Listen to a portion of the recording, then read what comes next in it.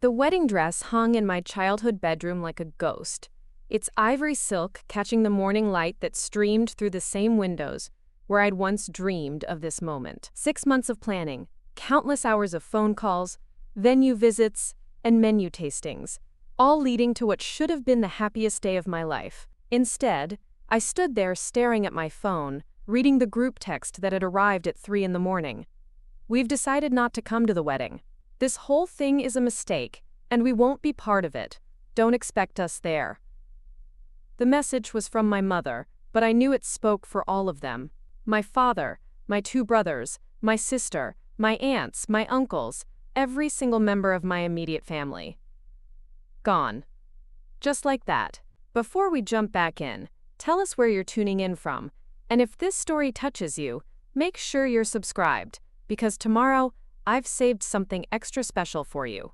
My name is Elena Rodriguez, and I've spent my entire life trying to earn my family's approval. Growing up in a traditional household in Phoenix, Arizona, I learned early that expectations were rigid and disappointment was a luxury we couldn't afford. My father owned a successful construction business, my mother managed the family finances with an iron fist, and my siblings all fell into line like perfect little soldiers. There was a path laid out for each of us, and deviation wasn't just discouraged, it was forbidden. I was supposed to marry Carlos Mendoza, the son of my father's business partner. We'd known each other since childhood, attended the same church, the same schools, moved in the same social circles. He was handsome in that conventional way that made older women in the grocery store stop and tell my mother how lucky she was to have such a beautiful future son-in-law. But Carlos and I had about as much chemistry as oil and water. Our conversations never went deeper than the weather or weekend plans.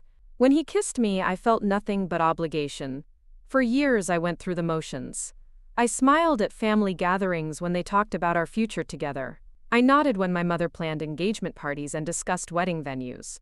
I played the role of the dutiful daughter because it was easier than facing their disappointment. But deep inside, something was withering. I felt like I was watching my own life from outside my body, powerless to change course. Then I met David Chen. He was a literature professor at Arizona State University, where I was completing my master's degree in social work. I'd never imagined myself with someone outside our tight-knit community, let alone someone from a completely different cultural background. David was quiet where my family was loud, thoughtful where they were reactive, curious about the world beyond our neighborhood boundaries. He read poetry and spoke 3 languages. He cooked elaborate meals from scratch and listened to jazz music while grading papers. Our first conversation happened after class when I'd stayed behind to ask about an assignment. We ended up talking for 2 hours about everything from Gabriel Garcia Marquez to the ethics of social services. When I finally looked at my phone, I had 17 missed calls from my mother wondering where I was. That should have been my first warning that 2 worlds were about to collide in ways that would shatter everything I thought I knew about family loyalty.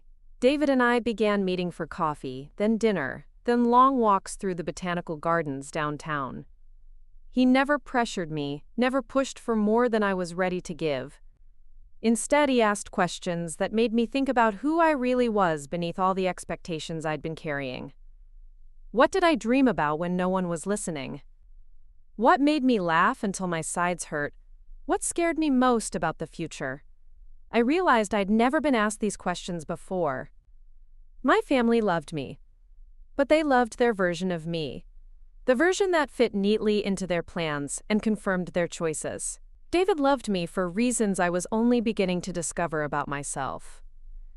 He saw strength where I saw compliance, independence where I saw rebellion, beauty where I saw defiance.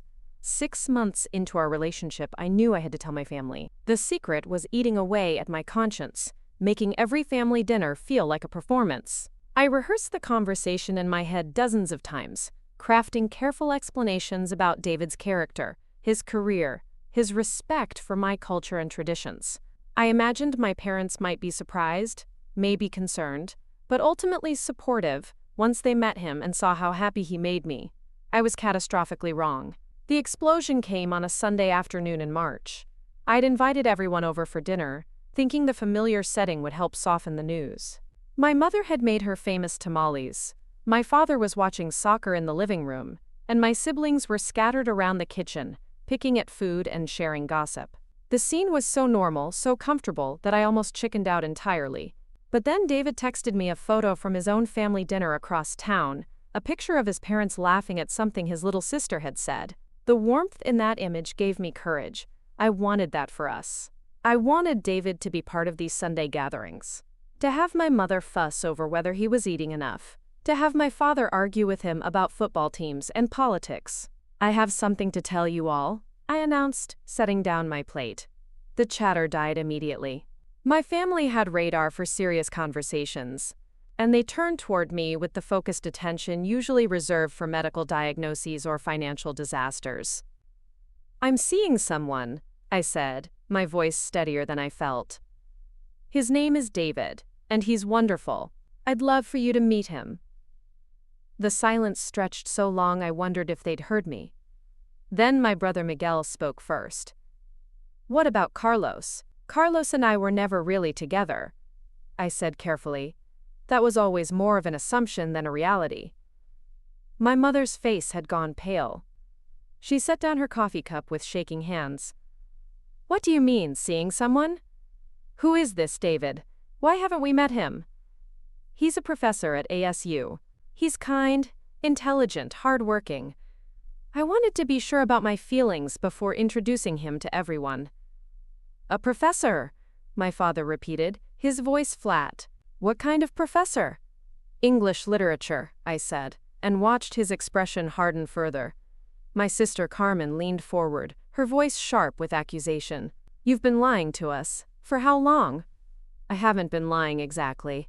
I just needed time to figure things out." "What's his last name?" my mother asked, though something in her tone suggested she already suspected. "Chen," I said quietly. The word landed like a physical blow. My father stood up so quickly his chair scraped against the tile floor.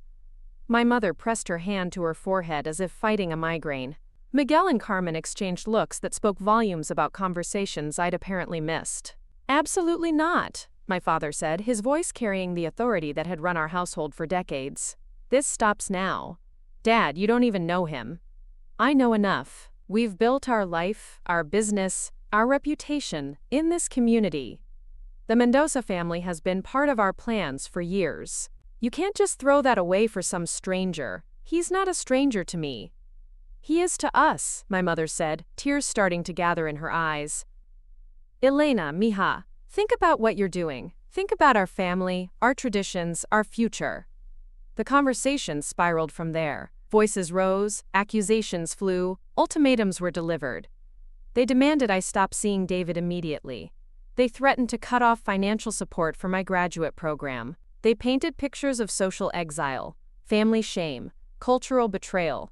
Carlos was brought up repeatedly, as if his feelings were somehow more important than mine. Through it all, I kept thinking about David's question from months earlier. "What scares you most about the future?" The answer had become crystal clear. What scared me most was living someone else's life. Preparing and narrating this story took us a lot of time, so if you are enjoying it, subscribe to our channel. It means a lot to us. Now back to the story. Forever, never discovering who I might become if I had the courage to choose for myself. That night, I called David and told him everything. He listened without interruption, his voice gentle when he finally spoke. "I'm sorry, Elena. I know how much your family means to you, but I also know how much you mean to you, even if you're still figuring that out." "They want me to choose," I said, tears streaming down my face. "Then you'll choose," he said simply, "and whatever you choose, I'll respect it." But that's the thing about love, real love. It doesn't make choices for you, but it makes choices clearer. Over the following weeks, as my family's pressure intensified and their coldness deepened, I realized that choosing David wasn't just about choosing a partner. It was about choosing myself, choosing the woman I was becoming rather than the girl I'd always been. The engagement happened 6 months later. David proposed during a quiet moment on the hiking trail, where we'd had our first real conversation about the future. The ring was simple, elegant, nothing like the massive diamond Carlos had once shown me in a jewelry store window while my mother looked on approvingly. This ring felt like a promise rather than a declaration, a beginning rather than an ending. When I called to share the news, my mother hung up on me. My father refused to take my calls. My siblings sent a group text telling me I was making the biggest mistake of my life. The message was clear. If I married David, I was choosing to leave the family. But I wasn't choosing to leave them. I was choosing to expand the definition of family, to create space for both the love I'd grown up with and the love I'd discovered. They were the ones insisting it had to be either or. Planning a wedding without family support is a special kind of heartbreak. Every vendor asked about my parents. Every venue coordinator wanted to know about family traditions we'd like to incorporate. Every moment that should have been joyful was shadowed by the absence of the people who'd raised me, who'd celebrated every milestone of my life until this one. David's family stepped up in ways that both warmed my heart and broke it further. His mother, Mrs. Chen, took me dress shopping when my own mother refused. His father walked me through the financial aspects of wedding planning when my own father wouldn't return my calls. His sister helped me choose flowers and music, filling the role my sister Carmen should have played. But their kindness couldn't fill the hole left by my family's absence. I found myself crying at unexpected moments, grieving the loss of relationships that weren't dead but felt irretrievably damaged. I mourned the mother-daughter moments we'd never share, the father-daughter dance that wouldn't happen, the family photos that would always feel incomplete. The final confirmation of their boycott came 3 days before the wedding. I'd held onto a sliver of hope that they might change their minds, that love would ultimately triumph over pride and tradition. But the group text was unambiguous. They wouldn't be there. They wouldn't witness my vows, wouldn't celebrate with us, wouldn't give us their blessing. "Don't expect us there," the message concluded, as if I'd been foolish to hope otherwise. Standing in my childhood bedroom, wedding dress hanging like a beautiful ghost, I felt more alone than I'd ever felt in my life. In 72 hours, I would walk down the aisle without my father, exchange vows without my mother's tears of joy, celebrate without the people who'd taught me what love looked like in the first place. The irony wasn't lost on me that in choosing love, I'd seemingly lost love. In trying to honor my authentic self, I'd been rejected by the people who'd helped create that self. The woman in the mirror looked like me, but everything familiar about my world had shifted beyond recognition. David found me there an hour later, still staring at the dress, still processing the finality of my family's decision. He didn't offer empty reassurances or false hope. Instead, he sat beside me on the bed where I'd spent countless childhood nights dreaming about my wedding day. "Are you having second thoughts?" he asked quietly. I considered the question seriously, the way he'd taught me to consider all-important questions. Was I having second thoughts about marrying him? About the life we were building together? About the choice to prioritize my own happiness? "No," I said, and meant it completely. "I'm having first thoughts about what it really means to build a family." He squeezed my hand, understanding as always that my grief and my joy could coexist, that mourning one kind of love didn't diminish another. What I didn't know then, sitting in that room full of childhood memories and adult heartbreak, was that family isn't always who you're born to. Sometimes family is who chooses to show up when the people who should be there turn their backs. Sometimes the most profound lessons about love come not from those who've known you longest, but from those who see you most clearly. The next 3 days would teach me more about friendship, loyalty, and chosen family than the previous 26 years had taught me about blood relations and inherited obligations. The people who mattered most weren't necessarily the ones I'd expected, and the love that would sustain me through the rest of my life wasn't necessarily the love I'd grown up taking for granted. My wedding was 3 days away, and my biological family had made their choice. Soon I would discover who my real family truly was, and the revelation would change everything I thought I knew about belonging, loyalty, and what it means to be truly loved. The morning of the wedding arrived gray and drizzling, which felt appropriate for how I'd been feeling for months. I'd barely slept, tossing and turning while going over guest lists in my head, wondering who would actually show up. David and I had sent invitations to 200 people, but with my entire extended family boycotting, I wasn't sure we'd have even 50 guests.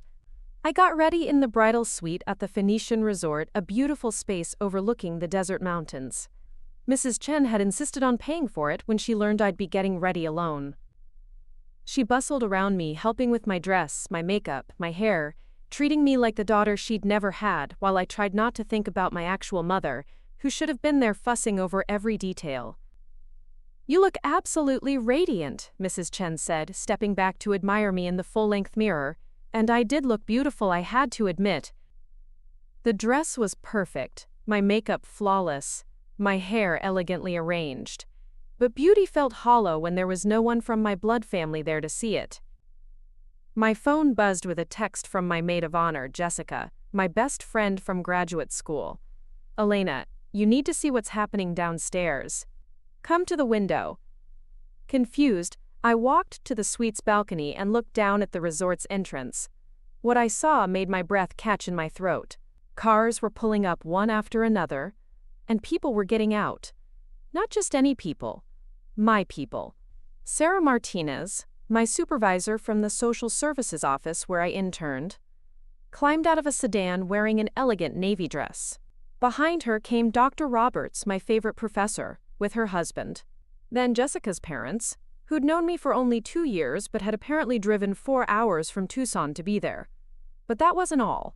Mrs. Patterson, the elderly woman I'd helped navigate Medicare paperwork during my practicum, was being helped out of a taxi by her grandson. Miguel Santos, a teenager I'd worked with in family counseling, walked in wearing what was clearly his first suit, his foster parents beside him. Client after client, colleague after colleague, teacher after teacher, people I'd touched, and who'd touched me over the years of my education and early career. "Oh my God," I whispered, tears starting to blur my vision. Mrs. Chen came to stand beside me. "David may have made some phone calls," she said with a knowing smile. I turned to look at her. "What kind of calls?" "The kind where you tell people that someone special is getting married, and that her family won't be there to celebrate with her. You'd be amazed how many people want to step up when they hear something like that." More cars arrived. I recognized faces from my undergraduate years. Professors who'd written recommendation letters, classmates from study groups, even some of the families I'd worked with in my practicum. People were streaming into the resort in their wedding finest, carrying gifts, chatting and laughing as if this were the most natural thing in the world. And then I saw something that made my knees weak. A long white limousine pulled up to the entrance. The driver got out and opened the door, and one by one women began emerging. Mrs. Rodriguez from my childhood neighborhood, who used to give me candy when I walked past her house. Mrs. Gutierrez, my third-grade teacher, now gray-haired but still radiant. Senora Flores, who owned the market where my mother used to send me for groceries, carrying a wrapped gift nearly as big as she was. The senoras. I breathed. These were the women who'd watched me grow up, who'd known me since I was small. Not my relatives by blood, but my community mothers. The network of women who'd celebrated my achievements, worried about my choices, and apparently decided that my wedding was happening with or without my biological family's approval. Mrs. Chen handed me a tissue. David spent weeks tracking down phone numbers, explaining the situation. He wanted you to be surrounded by love today, even if it wasn't the love you'd expected. I was crying openly now, watching as more and more people continued to arrive. My wedding was supposed to have been a small, intimate affair, made even smaller by my family's boycott. Instead, it was turning into something I'd never imagined, a celebration attended by everyone who'd ever believed in me, supported me, or been touched by my work and my heart. The ceremony was scheduled for 4 o'clock. By 3:30, the resort staff was scrambling to set up additional chairs. By 3:45, they'd moved the entire ceremony to a larger venue space. What was supposed to be a gathering of 50 close friends had become a crowd of nearly 300 people. I walked downstairs to peek into the ceremony space, and the sight took my breath away completely. The room was filled with faces, some familiar, some half-remembered, some completely surprising. But all of them were smiling, all of them were there for me, all of them had chosen to celebrate this moment, despite having no obligation to do so. In the front row, where my parents should have been sitting, were the Chens and the women who'd been my unofficial community mothers. Behind them sat my graduate school cohort, my colleagues, my professors. Further back were clients whose lives I'd touched, and who'd apparently wanted to touch mine in return. The room buzzed with conversation and laughter, the energy of people genuinely excited to be there. David found me as I stood in the doorway, overwhelmed by the scene. He looked handsome in his black tuxedo, but more than that, he looked proud and excited and completely unworried about anything except marrying me. "Are you ready for this?" he asked, gesturing toward the packed room. "I don't even know half these people," I said, laughing through my tears. "But they know you," he replied. "They know your heart, your work, your character. They're here because of who you are, Elena. Not because of who your family wanted you to be, but because of who you actually are." The music began, and suddenly it was time. I'd been dreading this moment for weeks, the walk down the aisle without my father beside me. But as I stepped into the doorway, something unexpected happened. Mrs. Rodriguez, the woman who'd given me candy as a child, stood up from her seat in the front row. "Miwei," she called out in her strong, carrying voice, "you don't walk alone." Then Señora Flores stood up. Then Mrs. Gutierrez. One by one, all the community mothers rose from their seats, creating an honor guard of women who'd helped raise me, who'd celebrated my victories, and worried through my struggles. They didn't try to replace my father, but they surrounded me with a different kind of love, a chosen love, a love that said, "We see you, we celebrate you, we claim you as our own." I walked down that aisle feeling more supported than I'd ever felt in my life. The tears on my face weren't tears of sadness anymore, but tears of overwhelming gratitude. I'd spent so many months mourning the absence of my biological family that I'd failed to see the presence of my chosen family. The network of relationships I'd built through years of caring about others and allowing them to care about me in return. David was crying too when I reached the altar. The officiant, Dr. Martinez, who'd been my advisor throughout graduate school, had to pause several times during the ceremony because the emotions in the room were so thick. When we exchanged vows, speaking words about love and commitment, and choosing each other every day, the response from the crowd was audible. These people weren't just witnessing our marriage, they were celebrating it, investing in it, claiming it as their own joy. The reception was unlike anything I'd ever experienced. Instead of the formal, traditional celebration my mother had always planned, it became an organic, joyful party where strangers became friends, and friends became family. Mrs. Patterson, the elderly Medicare client, taught David's teenage cousin how to salsa dance. My graduate school study group performed an impromptu and slightly off-key version of our favorite song from late-night cramming sessions. The señoras took over the kitchen, somehow producing additional food to feed the unexpected crowd, muttering happily in Spanish about how weddings should always have too much food and too many people. But the moment that broke me completely came during the traditional father-daughter dance. The DJ announced it, and I felt my chest tighten. This was the one tradition I couldn't fake or work around. I didn't have a father there to dance with me. That's when Miguel Santos, the teenager from my family counseling caseload, appeared at my elbow. He was awkward in his first suit, his hair carefully combed, his expression serious. "Miss Elena," he said formally, "I know I'm not your dad or nothing, but you helped me when nobody else would. You kept me out of jail, got me into school, made me believe I was worth something. If you want, I'd be honored to dance with you." Behind him stood Dr. Roberts, my professor. "And I'd like to cut in after Miguel," she said. "You've been like a daughter to me these past 3 years." Then Mr. Chen stepped forward. "And I'd be honored to finish the dance," David's father said. "If you'll allow me." So I danced with all of them. Miguel, who moved awkwardly but with such earnest respect that several people were crying by the time the song changed. Dr. Roberts, who whispered encouragement and pride in my ear. Mr. Chen, who held me carefully and told me I was the daughter he'd always hoped David would bring home. As the evening wore on, I realized something profound had happened. I'd thought my family's boycott meant I was alone, that I'd chosen love at the cost of belonging. But the opposite was true. By choosing authenticity over obligation, by choosing love over convenience, I'd discovered a kind of belonging I'd never experienced before. These people, this community, they knew me. Not the version of me my parents had preferred, not the Elena who complied and agreed and never caused trouble. They knew the Elena who fought for her clients, who stayed late to help struggling students, who chose difficult love over easy acceptance. They celebrated that Elena, supported that Elena, showed up for that Elena, when the people who'd known me longest turned away. Near midnight, as the party was winding down and people were starting to say their goodbyes, my phone rang. The caller ID showed my sister Carmen's name. My heart jumped, thinking maybe, finally, someone from my family was calling to congratulate me or apologize for missing the day. I answered, hopefully, "Carmen?" "Elena." Her voice was cold, formal. "We saw the pictures on social media. Dad is furious. All those people, acting like they're our family. It's embarrassing." The joy of the evening crashed around me. Embarrassing? You made us look bad. Like we're not good enough for you. Like you needed to replace us with strangers. I looked around the room at the people who'd chosen to celebrate with me.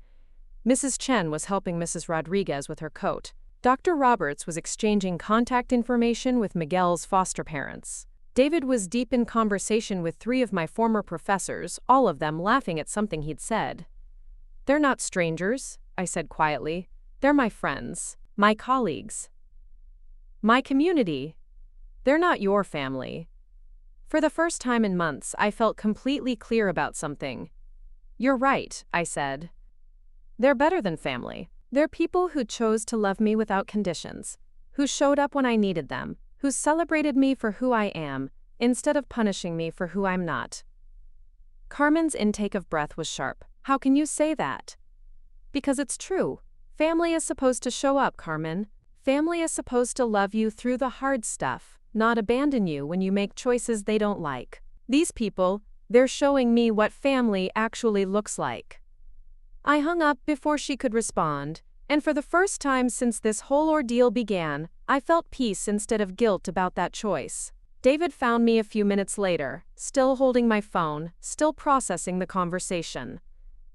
"Everything okay?" I looked around the room one more time, taking in the sight of my chosen family cleaning up, saying goodbye, making plans to get together soon. These relationships weren't accidents or obligations. They were investments, built over time through mutual respect and care and genuine affection. "Everything's perfect," I said, and meant it completely. The real revelation came in the weeks following the wedding. I'd expected the glow to fade, expected reality to set in, expected to feel the loss of my biological family more acutely once the celebration was over. Instead, the opposite happened. The people who'd shown up for my wedding continued showing up for my life. Mrs. Chen called weekly to check in. The senoras invited David and me for Sunday dinners. My colleagues became closer friends, my former clients stayed in touch, my professors became mentors, and eventually peers as I advanced in my career. I realized I'd been operating under a fundamental misunderstanding about love and loyalty. I'd believed that family love was superior because it was given freely, without being earned. But what I discovered was that chosen love, earned love, mutual love, built on respect and shared values and genuine affection, was actually stronger because it was intentional. My biological family loved me when I fit their expectations. My chosen family loved me because of who I was when I was most myself. My biological family abandoned me when I made choices they disagreed with.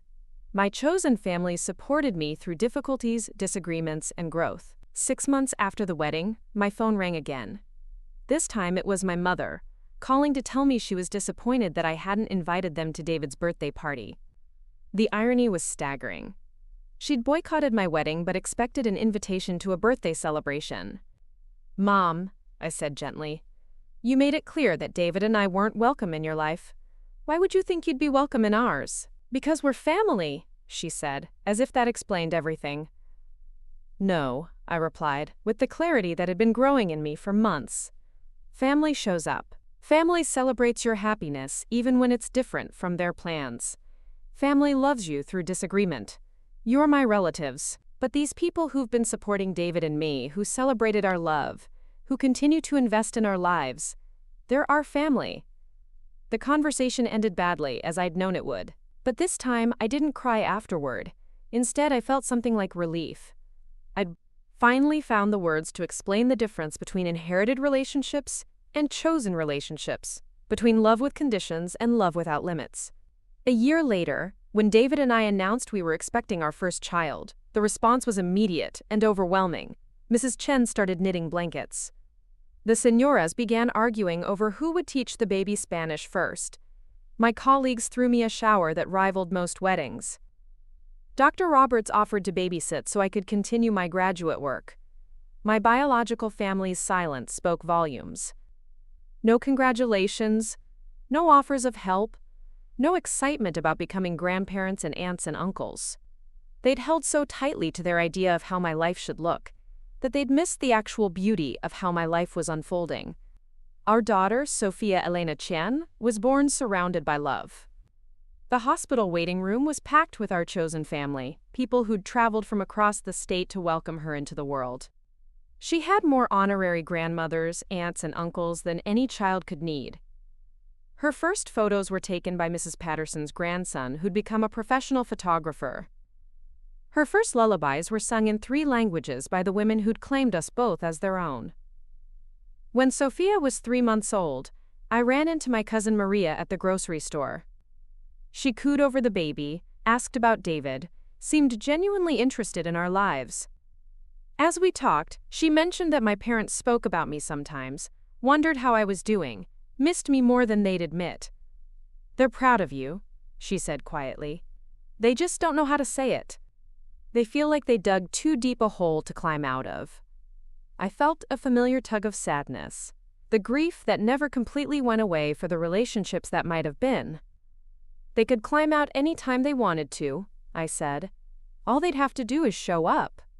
Maria nodded, understanding. "I know. But pride is a powerful thing." "So is love," I replied, adjusting Sophia in my arms. "And I've learned that the strongest love isn't the kind you're born into. It's the kind you choose, every day, even when it's difficult." That evening, I called Mrs. Chen to tell her about running into Maria. David's mother had become Sophia's most devoted grandmother, the kind who showed up for every doctor's appointment, every milestone, every difficult night when new parents needed support. "Do you think you'll ever reconcile with them?" she asked. I considered the question seriously, the way David had taught me to consider all important questions. "I don't know," I said honestly. "But I know that my definition of reconciliation has changed. It's not about forgetting what happened or pretending their choices didn't hurt. It's about them showing up consistently, proving that their love is bigger than their pride, their acceptance, broader than their expectations. And if they don't, then Sophia grows up surrounded by people who chose to love her parents unconditionally.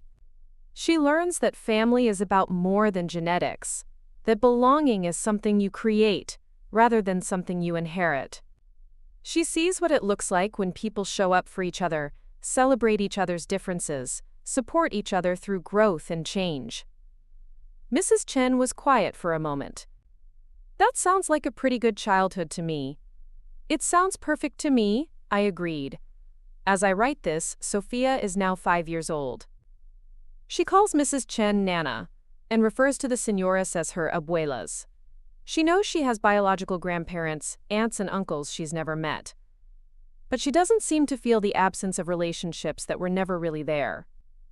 Her world is full of people who adore her, celebrate her, show up for her school plays and birthday parties and scraped knees. David and I have built something beautiful together, something that extends far beyond our nuclear family to include everyone who's chosen to invest in our lives and allowed us to invest in theirs. Our home is always full of friends, colleagues, honorary relatives, and chosen family. Sophia is growing up believing that love is abundant, that families come in all shapes and sizes, that belonging is earned through kindness and loyalty rather than inherited through accident of birth. Sometimes I wonder what would have happened if my biological family had chosen differently, if they'd celebrated my happiness instead of mourning their expectations, if they'd welcomed David instead of rejecting him. But those wonderings come less frequently now, and with less pain.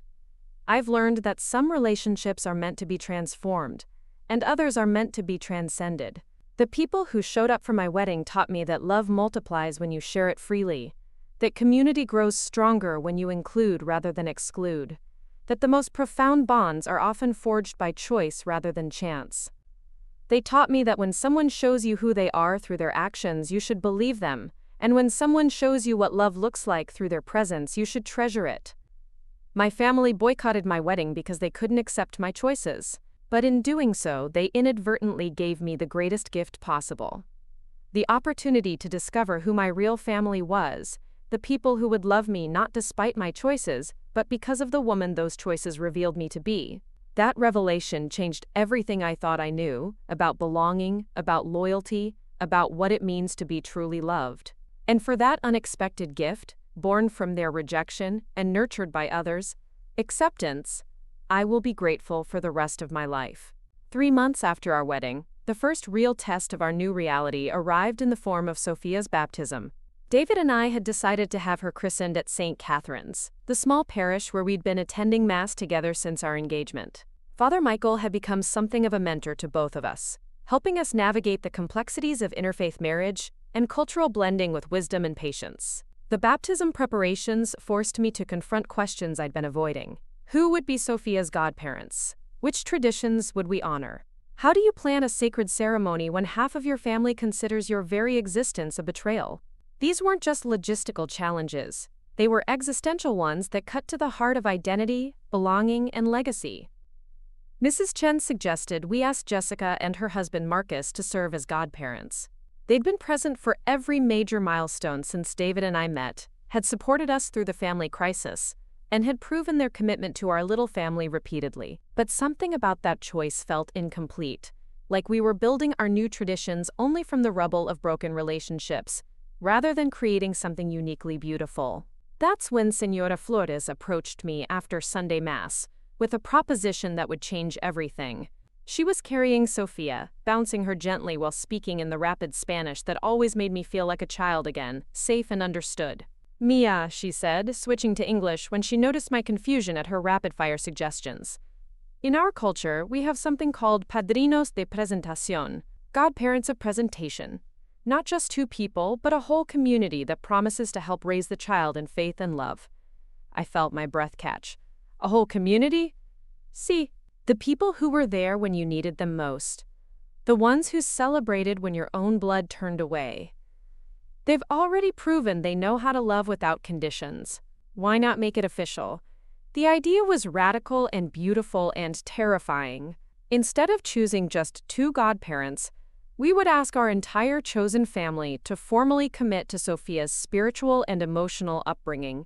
It was a Mexican tradition that David's Chinese family embraced immediately, seeing parallels in their own cultural concepts of extended family responsibility.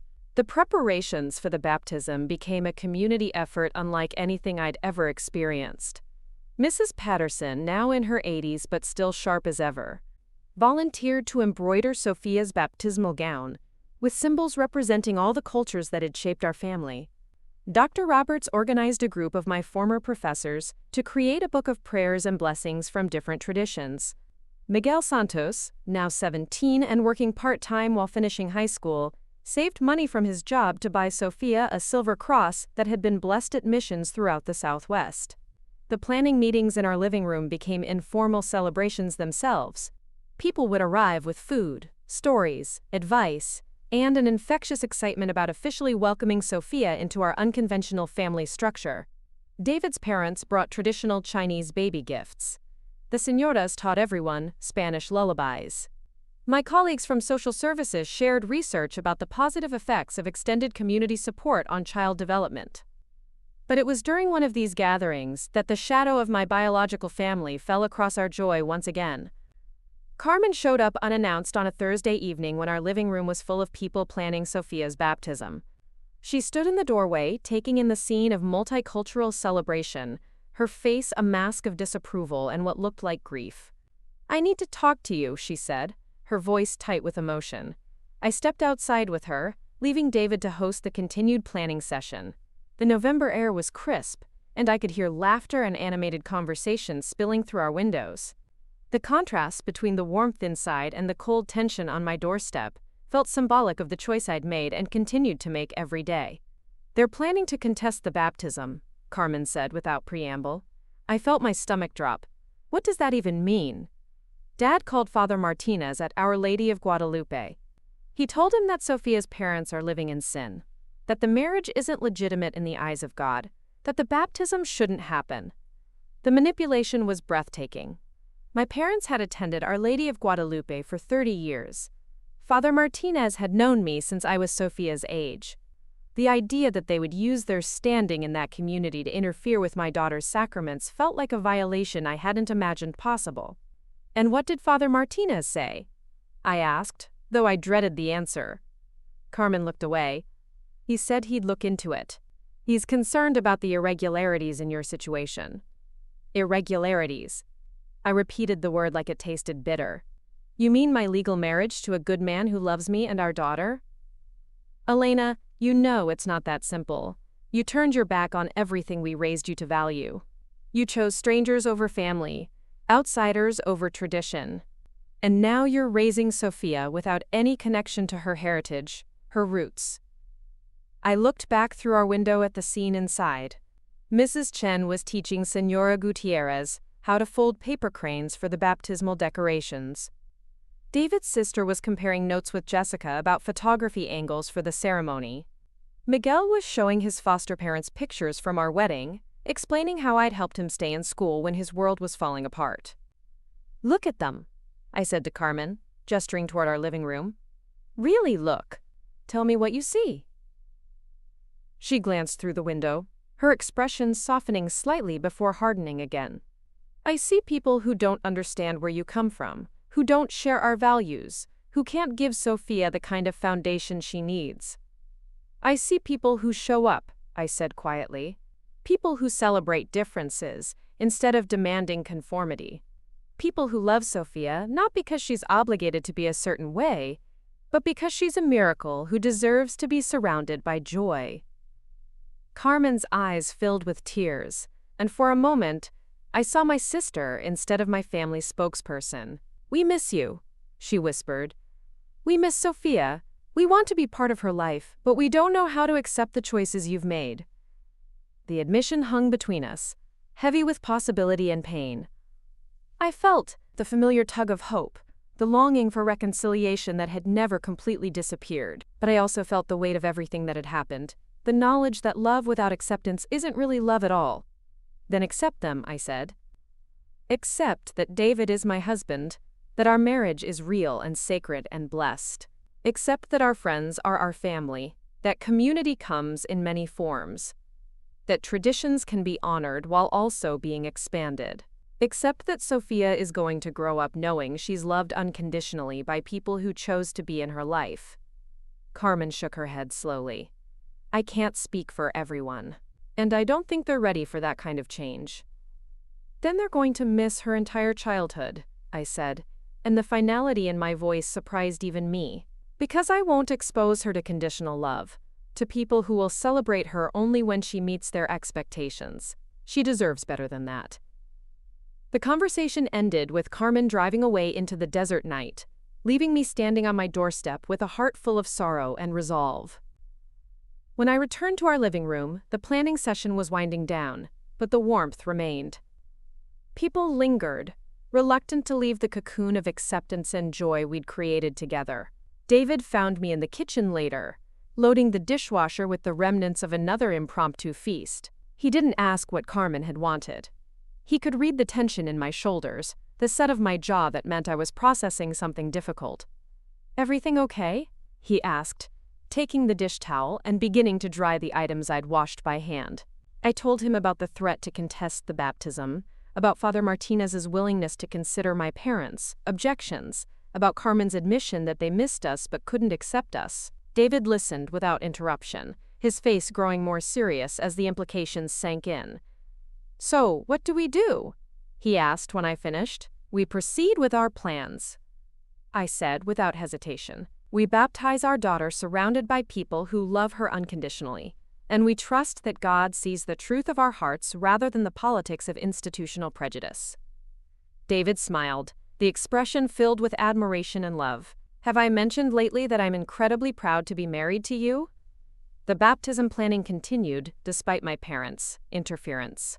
Father Michael at St. Catherine's assured us that no outside parish had authority over sacraments performed in his church, and that he'd personally witnessed the love and faith that surrounded our family. The ceremony would proceed as planned, with our chosen family officially taking on the role of spiritual guardians for Sophia's journey. The night before the baptism, I lay awake thinking about legacy and tradition, about what we pass down to our children and what they create for themselves.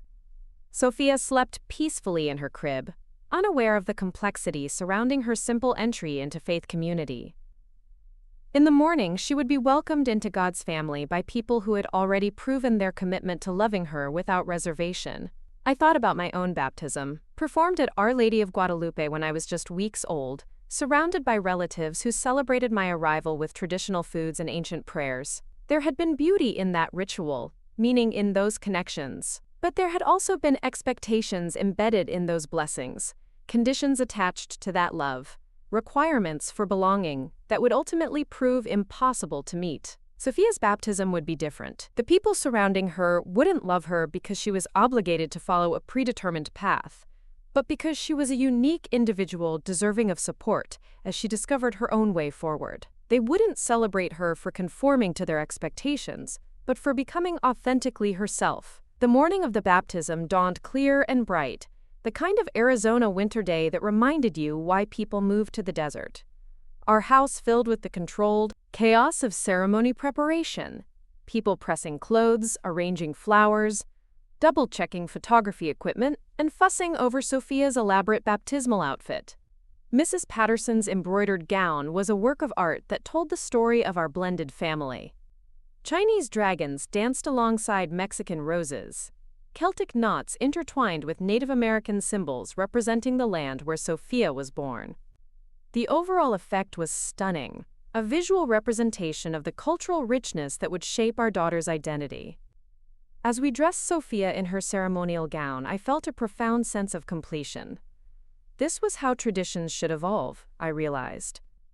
Not through rigid adherence to singular customs, but through thoughtful integration of multiple influences, honoring the past while creating space for new expressions of love and commitment. The church was packed when we arrived. Word had spread through our networks about the unique nature of the ceremony, and people had come from across the state to witness what Father Michael was calling a new model for community baptism.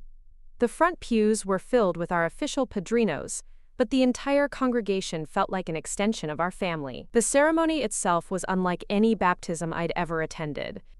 Instead of just two godparents making promises on Sophia's behalf, wave after wave of people stood to pledge their support for her spiritual development. They spoke in English, and Spanish, and Chinese, representing traditions both ancient and newly created, united in their commitment to helping this child grow in love and faith. Mrs. Chen promised to teach Sophia about perseverance and respect for elders. Señora Flores vowed to share the stories of strong women who had shaped Mexican culture. Dr. Roberts pledged to encourage Sophia's intellectual curiosity and academic achievement. Miguel Santos, now speaking with the confidence of a young man who'd overcome significant obstacles, promised to show her that people can change their circumstances through hard work and community support. But it was Mrs. Patterson who brought tears to every eye in the church. At 82, she stood with the help of her walker and spoke in a voice that carried decades of wisdom. "I promise this child," she said, looking directly at Sophia, "that she will never wonder if she belongs somewhere. She belongs with us, with this community that chose love over convenience, acceptance over tradition, growth over stagnation. She will know that family is not about blood or obligation, but about people who show up, who celebrate her victories, who support her through challenges, who love her for exactly who she is." The formal baptism followed, with Father Michael pouring water over Sophia's head while speaking the ancient words of welcome into Christian community. But the real power of the moment came from the congregation's response, a multilingual chorus of Amen and As I See, and other affirmations that created a sound unlike anything I'd ever heard in a church. As we processed out of the sanctuary, Sophia sleeping peacefully in my arms despite the celebration surrounding her, I caught sight of a familiar figure in the back pew. Carmen sat alone, tears streaming down her face, clutching a small wrapped gift. She'd come despite everything, drawn by love that was stronger than family loyalty, witnessing the beauty of the community we'd created. Our eyes met across the crowded church, and I saw something I hadn't expected. Not disapproval or grief, but wonder. She was seeing, perhaps for the first time, that what we'd built wasn't a rejection of family but an expansion of it. Not an abandonment of tradition, but a creative honoring of multiple traditions. I made my way through the crowd of well-wishers toward where she sat, Sophia still sleeping against my shoulder. Carmen stood as I approached, her face uncertain but hopeful. "Thank you for coming," I said simply. "I couldn't stay away," she replied, her voice thick with emotion. "I've been watching you these past months, seeing the life you've built, the community that surrounds Sophia. I've been telling myself it wasn't real family, that it couldn't last, that you'd realize what you'd given up." She paused, looking around at the celebration continuing in the church lobby, people taking pictures and sharing food and making plans for continued gathering. But watching this ceremony, seeing how many people are committed to loving Sophia, how much joy there is here, I realize I've been wrong. This is real. This is beautiful. This is what family should look like. The admission cost her something. I could see it in the way she held herself, the vulnerability in her expression. "Does this mean you want to be part of it?" I asked carefully. Carmen nodded, then shook her head, then laughed at her own confusion. "I want to try. I can't speak for Mom and Dad, or for everyone else, but I want to know my niece. I want to understand what you've created here. I want to learn how to love without conditions the way these people do." The gift she handed me was a small wooden cross, hand-carved and polished smooth. "Abuela made this for your baptism," she explained. "She always said it would be passed down to your children. I know you have the elaborate christening gifts from everyone else, but I thought maybe Sophia could have this too. A connection to the family that loves you even when they don't know how to show it properly." I felt tears spill over as I accepted the cross, feeling the weight of generations in the smooth wood, the love of a grandmother I'd barely known but who had apparently thought of her future great-granddaughter decades before Sophia existed. The baptism reception took place in our backyard, transformed by friends and chosen family into a space that rivaled any professional event. Tables groaned under the weight of dishes representing dozens of culinary traditions. Children ran between adult conversations, creating their own intercultural friendships. Music flowed from mariachi to jazz to traditional Chinese melodies, each transition feeling natural and joyful. Carmen stayed for the entire celebration, initially hovering at the edges but gradually drawn into conversations and connections. I watched her chat with Mrs. Chen about traditional postpartum practices in different cultures. I saw her help Senora Gutierrez serve food to elderly guests who needed assistance. Most remarkably, I observed her deep in conversation with Miguel Santos, listening intently as he explained how my intervention had changed his life trajectory. As the evening wound down and people began to clean up and say their goodbyes, Carmen found me in the kitchen where I was nursing Sophia in the relative quiet. "I owe you an apology," she said, settling into the chair across from me. "I've spent so much time focusing on what you were abandoning that I couldn't see what you were creating. This isn't about rejecting our family or our culture. It's about expanding the definition of both." I looked down at Sophia, contentedly nursing while still wearing her elaborate baptismal gown, surrounded by the sounds of multiple languages and laughter from people cleaning up after a celebration of love. "I never wanted to reject anything," I said quietly. "I just wanted to include everything. David, my career, the community I'd built, the values I'd discovered about myself. I wanted to honor where I came from while also honoring where I was going. And we made that impossible," Carmen acknowledged. "We made it about choosing sides instead of expanding circles." The admission hung between us, heavy with implications for the future. Sophia finished nursing and looked up at both of us with the serious expression that babies sometimes wear, as if they understand more than anyone gives them credit for. "What happens now?" I asked.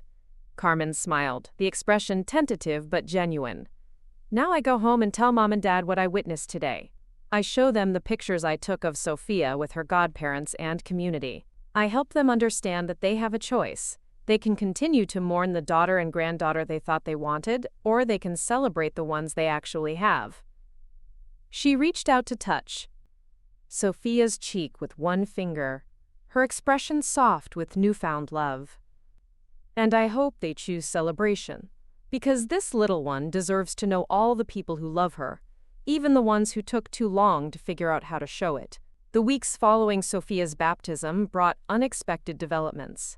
Carmen began visiting regularly, bringing updates from our parents and slowly building a relationship with her niece that was independent of family politics. She helped with babysitting when David and I both had work obligations, learned to change diapers and heat bottles, and gradually became the aunt I'd always hoped she could be. More surprisingly, she began advocating for us within our extended family. She shared stories about Sophia's baptism, about the community that had surrounded us, about the obvious love and stability of our marriage. Slowly, cracks began to appear in the united front of family disapproval. My youngest brother, Roberto, started sending text messages with questions about Sophia's development and David's work. My Aunt Mercedes, my mother's sister, began calling to check on my well-being, carefully avoiding direct criticism of my parents while making it clear that she thought their stance was wrong. Even my paternal grandfather, a man of few words and strong opinions, sent a card with Sophia's baptism photos that simply said, "Beautiful baby, God bless." The breakthrough came on a Tuesday afternoon in February when my phone rang and my mother's name appeared on the screen. I stared at it for several seconds, heart pounding, before finally answering. "Elena?" Her voice was tentative, uncertain, stripped of the authority that had defined our relationship for 26 years. "Hi, Mom. I was wondering." Carmen showed me pictures of the baptism. "Sophia looks beautiful. The ceremony looked beautiful." I waited, sensing there was more she needed to say. "I made a mistake," she continued, the words coming in a rush. "We made mistakes, big ones, important ones, and I don't know how to fix them, but I want to try." The conversation that followed was halting, interrupted by tears and long pauses, filled with admissions and apologies that had been building for over a year. My mother spoke about pride and fear, about watching me grow into someone she didn't recognize, and panicking that she was losing me entirely. She admitted that the boycott of our wedding had been the worst decision of her life, that she'd regretted it before the ceremony even began, but hadn't known how to reverse course without losing face. "I want to meet David properly," she said finally. "I want to hold my granddaughter. I want to understand the life you've built, the people you love. But I don't know if you'll let me, after everything we've done." The question hung between us, loaded with history and possibility. I looked across the room where David was playing with Sophia, making silly faces that provoked delighted giggles, and felt the familiar surge of gratitude for the life we'd created together. "There's room," I said finally. "There's always been room. But it has to be real, Mom. You can't love just the parts of my life that make sense to you. You can't accept Sophia while rejecting David, or embrace me while dismissing our friends. It has to be all of us, the whole complicated, beautiful family we've become." "I understand," she said, and I believed her. The first family dinner at our house happened 3 weeks later. My parents arrived nervous and overdressed, carrying an enormous gift bag filled with traditional Mexican baby clothes and toys. David had spent days preparing, researching my family's favorite foods and consulting with Mrs. Chen about hosting etiquette for delicate family situations. The evening was awkward at first, filled with stilted conversation and careful politeness. But Sophia, now 6 months old and full of personality, served as the perfect icebreaker. She charmed my father with her ready smiles and won my mother's heart completely by falling asleep in her arms during dessert. David handled the complexities with grace, answering questions about his work and his family, while avoiding topics that might reignite old tensions. My parents, for their part, made visible efforts to see him as an individual rather than a symbol of everything they'd feared about my choices. The real test came when Mrs. Chen called to check on Sophia, as she did every evening around bedtime. I answered the phone naturally, chatting in the mixture of English and basic Chinese phrases she'd taught me, making plans for the next day's childcare arrangement. When I hung up, my mother was watching me with an expression I couldn't quite read. "That was David's mother?" she asked. "Yes, she helps with Sophia during the day while I'm at work, and David's teaching." She takes care of Sophia regularly?" "She loves it. She says Sophia is the granddaughter she always wanted, and I think she means it literally. She's incredibly devoted." My mother was quiet for several minutes, processing this information. Finally, she said, "I'd like to meet her, if that would be appropriate." The meeting between my mother and Mrs. Chen, arranged carefully and with much preparation, became the foundation for something I'd never imagined possible: a genuine friendship between two women who discovered they shared similar values about family, child-rearing, and the importance of education. Despite the language barriers and cultural differences, they found common ground in their love for Sophia and their desire to support my marriage. Mrs. Chen, with her characteristic generosity, began inviting my mother to join their daily activities with Sophia. Soon, my daughter was experiencing the unprecedented joy of being spoiled by two grandmothers who had learned to coordinate their efforts and share their different traditions. She learned lullabies in Spanish and Chinese, ate homemade tortillas and dumplings, heard stories about her heritage from both sides of her complicated family tree. The transformation wasn't immediate or complete. There were still moments of tension, still conversations that veered into dangerous territory, still times when old patterns of control and rebellion threatened to resurface. But there was also genuine effort from all sides, a commitment to building something new rather than trying to resurrect something that had never really worked. My father took longer to come around, his pride more wounded and his fears more deeply rooted. But even he couldn't resist Sophia's charms indefinitely. The breakthrough came when she took her first steps at 7 months old, during one of their tentative visits. She walked directly to him, arms outstretched, babbling what sounded like abuelo, though it was probably just baby sounds. The sight of this tiny person choosing him, trusting him, wanting his attention despite the months of absence from her life, broke something open in my father's chest. He scooped her up with tears in his eyes and held her like the precious gift she was, like the granddaughter he'd almost missed entirely because of his own stubbornness. "I'm sorry, mija," he whispered to me over Sophia's head. "I'm so sorry for almost missing this." The reconciliation with my biological family didn't diminish the importance of our chosen family. Instead, it demonstrated how love multiplies, rather than divides, when approached with generosity and openness. Our holiday celebrations became elaborate affairs that required careful coordination between multiple sets of grandparents, godparents, and honorary relatives. Sophia grew up surrounded by so much love and attention that her main challenge was learning to share the spotlight when her baby brother arrived 2 years later. Miguel Santos, now in college on a scholarship earned through hard work and continued support from our community network, became an honorary big brother to both children. Mrs. Patterson lived to see Sophia graduate from kindergarten before passing peacefully at 85, leaving behind a legacy of unconditional love that shaped an entire generation of chosen family members. The Señoras continued their role as community matriarchs, presiding over birthday parties and school events with the authority of women who had earned their place through decades of service to others. Dr. Roberts became Sophia's unofficial academic mentor, encouraging her love of books and learning from an early age. As I reflect on the journey that began with my family's boycott of my wedding, I'm struck by how that painful rejection ultimately led to the discovery of a more expansive, inclusive definition of family. The people who showed up when my blood relatives turned away taught me that love is not about genetics or obligation, but about choice, commitment, and the willingness to celebrate each other's authentic selves. Sophia and her brother are growing up believing that families come in all shapes and sizes, that love is abundant rather than scarce, that belonging is something you create through kindness and loyalty rather than something you inherit through accident of birth. They know they have biological grandparents and chosen grandparents, godparents and honorary aunts and uncles, a community of support that extends far beyond any traditional family structure. When Sophia asks about the time when abuela and abuelo weren't part of our lives, I tell her the truth, that sometimes people make mistakes when they're afraid, but that love is stronger than fear when we give it the chance to grow. I tell her that her wedding day, whenever it comes, will be attended by everyone who loves her unconditionally, because that's what real family does. They show up, they celebrate, they support the choices that lead to authentic happiness. The lesson I learned from my family's boycott was that true belonging isn't about meeting other people's expectations or conforming to inherited traditions.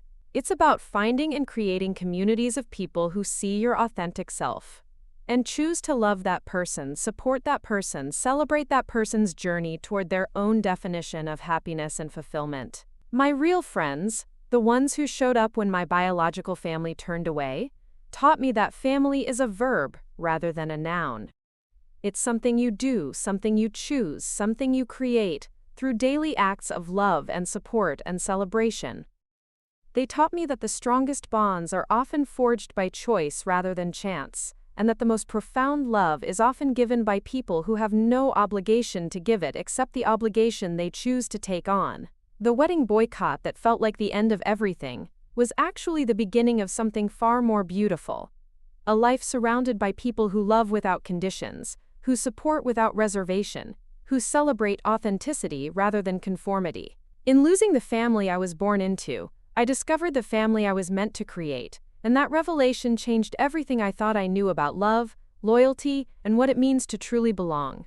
5 years later, Sophia bounded through our front door with the energy that only kindergartners possess, her backpack nearly as big as she was, clutching a folded piece of construction paper like it held state secrets. "Mama, we have to make a family tree for school," she announced, spreading the paper on our kitchen table with the seriousness of a general planning military strategy. "Mrs. Johnson says we need to draw everyone who's important to us."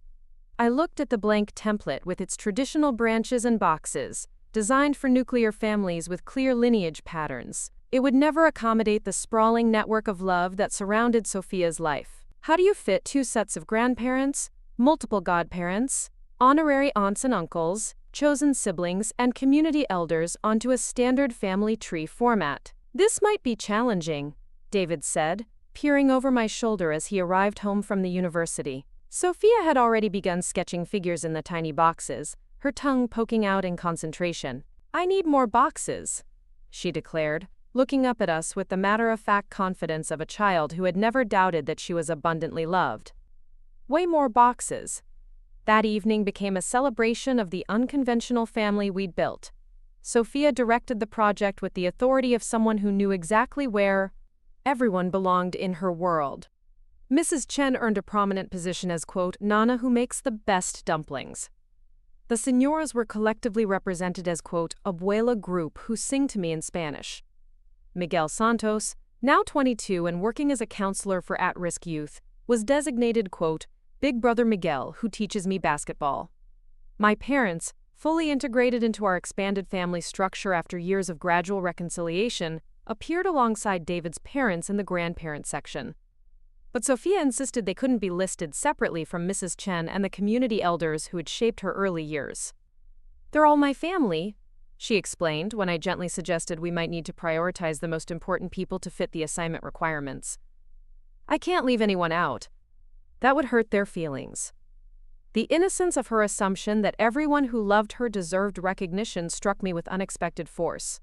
She had grown up in a world where love was abundant, where belonging wasn't scarce, where family expanded to include anyone who showed up consistently with kindness and support. The final family tree looked nothing like the template Mrs. Johnson had provided. It sprawled across multiple sheets of paper, connected by arrows and colorful lines, annotated with explanations about how each person had earned their place in Sophia's heart. There were photographs and drawings, quotes and inside jokes, a visual representation of a child who had never learned that family was supposed to be limited or conditional. When Sophia presented her project to the class the following week, the response was immediate and overwhelming. Other children began asking questions about their own family structures, wondering why their trees looked so sparse compared to Sophia's elaborate network. Parents called to ask how we'd managed to create such a supportive community around our daughter. Mrs. Johnson requested a meeting to discuss Sophia's project, which had apparently sparked conversations throughout the entire school about different definitions of family. I arrived prepared to defend our unconventional approach, ready to explain why chosen family was just as valid as biological connections. Instead, I found a teacher who was fascinated by what Sophia's presentation had revealed about modern family structures and community support systems. She wanted permission to use Sophia's family tree as an example for other students, to demonstrate that families come in many forms and that love multiplies rather than divides when shared generously. "I've been teaching for 15 years," Mrs. Johnson said, studying the elaborate diagram Sophia had created. "I've never seen a child with such a clear sense of belonging, such confidence that she's supported and celebrated. Whatever you're doing at home, it's working beautifully." The conversation shifted my perspective about the legacy we were creating for Sophia. I'd spent so much time focused on healing the wounds from my family's initial rejection that I hadn't fully appreciated the extraordinary community we'd built in response to that crisis. Sophia wasn't growing up with scars from family dysfunction. She was growing up with an expanded understanding of what family could be when approached with intention and generosity. That understanding was tested when Sophia turned 8 and began asking more sophisticated questions about the early years of her life. She'd heard fragments of stories about the wedding, about the baptism, about times when some family members hadn't been present for important events. Her questions were direct and curious rather than accusatory, but they forced me to confront how to explain complex adult emotions to a child who had only known unconditional acceptance. "Why didn't Abuela and Abuelo come to your wedding?" she asked one Sunday afternoon while we were preparing for one of our regular family gatherings. The house was filled with the sounds of multiple generations cooking together, laughing, sharing stories, creating new traditions that honored multiple cultural backgrounds. I paused in my chopping of vegetables, considering how to answer honestly without burdening her with the weight of adult failures and reconciliations. "They were scared," I said finally. "Sometimes when people are scared of change, they make decisions they later regret. But they learned from their mistakes, and now they're here." Sophia considered this explanation seriously. "Like when I was scared to try swimming lessons, but then I loved them?" "Exactly like that," David said, joining our conversation as he seasoned the rice. "People can change their minds when they realize they were missing something wonderful." "But our wedding friends came even though they didn't have to," Sophia continued, working through the logic of adult relationships with the clarity that children sometimes bring to complicated situations. "That's different, right?" "That's very different," I agreed. "Those people chose to celebrate with us because they wanted to, not because they felt obligated." "That's a special kind of love." Sophia nodded thoughtfully. "So I have both kinds of family. The kind that has to love me, and the kind that chooses to love me." "Actually?" I said, lifting her onto the counter so we could have this conversation at eye level. "The very best kind of family does both. They love you because you're connected to them, but they also choose every day to keep loving you, supporting you, celebrating who you're becoming." "Like you and Papa," she said with the confidence of a child who had never doubted her parents. "Devotion." "Like all of us," I said, gesturing toward the sounds of our extended family preparing for another celebration. "Everyone here chooses to be part of your life, and you choose to be part of theirs. That's what makes it so special." The gathering that afternoon included 3 generations of biological and chosen family members, their relationships now so intertwined that newer members sometimes couldn't tell who was related by blood and who was related by choice. Sophia moved seamlessly between conversations in multiple languages, equally comfortable discussing school projects with her Chinese grandmother, and learning traditional cooking techniques from the señoras. Miguel Santos arrived with his girlfriend and their new baby, carrying on the tradition of expanding our family circle to include new loves and new generations.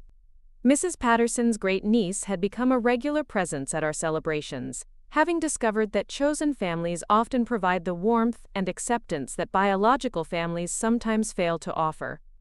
As the evening progressed and stories were shared across generational and cultural lines, I realized that Sophia was witnessing something remarkable, a demonstration that love is not a finite resource, that families can grow and change without losing their essential character, that belonging is something you create through consistent acts of kindness and support. The lesson she was learning wasn't just about tolerance or acceptance, but about the active choice to build communities based on shared values rather than inherited obligations. She was seeing adults who had learned to love without conditions, to celebrate differences rather than demand conformity, to show up for each other through difficulties and joys alike. Later that night, as Sophia prepared for bed, she made an observation that crystallized everything I'd hoped she would learn from our unconventional family structure. "Mama," she said, brushing her teeth with the methodical thoroughness of a child who had been well trained in dental hygiene by multiple grandmotherly figures, "I think I'm really lucky." "Why's that, sweetheart?" "Because I have so many people who love me that I need extra paper to draw them all. Some kids only have a few boxes on their family tree, but mine is like a whole forest." The metaphor was perfect. We hadn't just created a family. We had cultivated an entire ecosystem of love and support, each relationship strengthening the others, each person contributing their unique gifts to Sophia's development and well-being. As I tucked her into bed that night, surrounded by stuffed animals that had been gifts from various family members and books that had been chosen by different adults who understood her interests, I felt a profound sense of completion. The crisis that had begun with my family's boycott of my wedding had ultimately led to the creation of something far more beautiful than I could have imagined. A child who understood that love multiplies when shared freely, that family is defined by choice and commitment rather than genetics alone, that belonging is something you create through daily acts of kindness and support. Sophia fell asleep that night secure in the knowledge that she was surrounded by a forest of love, each tree representing someone who had chosen to invest in her happiness and growth. The family tree project, that had started as a simple school assignment, had become a celebration of everything we'd built together, a visual representation of what becomes possible when people choose love over fear, inclusion over exclusion, growth over stagnation. The legacy of our unconventional beginning was a child who would never doubt that she deserved unconditional love, who understood that families come in many forms, who had learned from birth that the strongest bonds are often those we choose to create and nurture, rather than those we inherit by accident of genetics. My family's boycott of my wedding, intended as punishment for my choices, had inadvertently given me the greatest gift possible, the opportunity to discover and create a family based on love without limits, acceptance without conditions, and support without reservation. That revelation had shaped not just my own understanding of belonging, but the foundational beliefs of the next generation, ensuring that the lessons we'd learned would continue to multiply and flourish for years to come. Up next, you've got 2 more standout stories right on your screen. If this one hit the mark, you won't want to pass these up. Just click and check them out.